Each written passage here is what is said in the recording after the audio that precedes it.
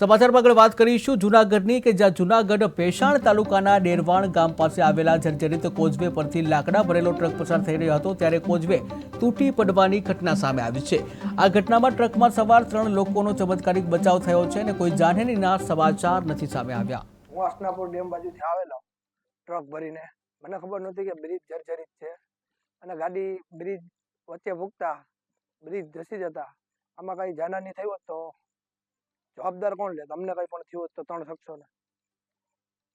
અને કઈ રીતનો બનાવ ક્યાંથી આવતા હતા? અમે અસનાપુર ડેમ બાજુથી આવતા હતા બગીચામાંથી લાકડાની ગાડી ભરીને, બ્રિજ વચ્ચે મૂકતા ગાડી પલટી બ્રિજ ધરી જતા હતા અને ગાડી પલટી મારી ગઈ છે, ગાડી પાણીમાં વહી ગઈ છે અને અમને કઈ થયું હોત તો જવાબદાર આનું કોણ છે?